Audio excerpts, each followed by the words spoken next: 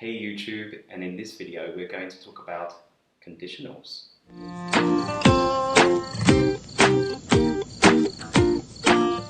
Hey everybody, and if we have never met before, I'm English teacher Matthew, a qualified English teacher from the UK, here to help you improve your fluency. And like I said before, in today's video we're going to talk about conditionals. So let's begin. Conditionals usually express a condition. The condition is usually in the if clause, and in the second clause, the result or consequence of that condition. Now, the condition can be first or can be second, but if we use the condition at the beginning of the sentence, that means the if at the beginning, then we have to put a comma to break up the two clauses. Now, we're going to begin by starting with the first conditional. But actually, the first conditional is not the first conditional, it's the zero conditional. So let's talk about the zero conditional. Now, with the zero conditional, we usually use present tense and present tense. And we use it when we want to talk about things that are always or generally true, and we use it to talk about scientific facts as well. So, for example, if I'm out of the office, answer the phone. If I'm out of the office, answer the phone. And if animals don't eat enough, they die. If animals don't eat enough, they die. Now, with this conditional, actually, we can exchange the if. We can change the if, and we can put when in its place.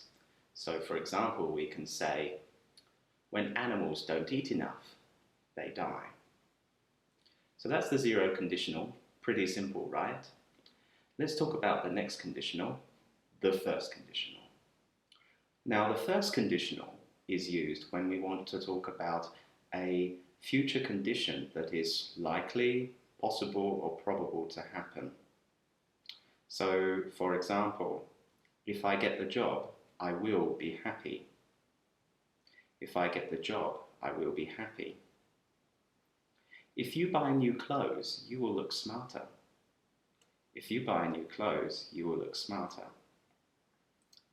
I won't phone you if it isn't urgent. I won't phone you if it isn't urgent. Now, with this last example, I used if it isn't. I used a negative here with the if. Here, I can replace if and the not with the word unless. So we can say, I won't phone you unless it's urgent. I won't phone you unless it's urgent. Okay, got it? If you have any questions, just leave them in the comments below. I'll be happy to help you. Let's move on to the second conditional. So let's move on and talk about the second conditional. The second conditional is used to say that a present or a future condition is impossible, imaginary, improbable, or actually factually not true. So, for example, if I were rich, I would buy a big mansion. If I were rich, I would buy a big mansion. If I were the president of your country, I would lower taxes.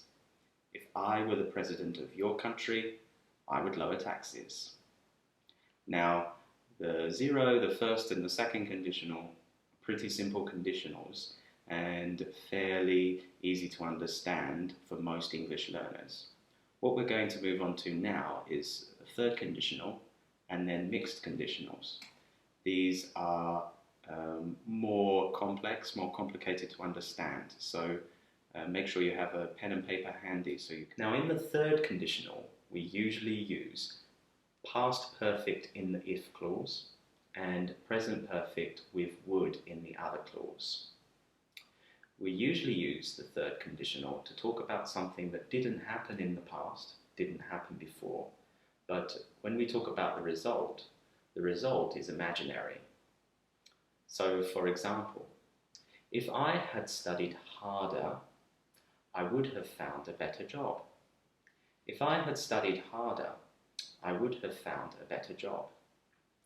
Now, my meaning here is that I didn't study hard in the past. But if I studied harder in the past, I would have a better job now.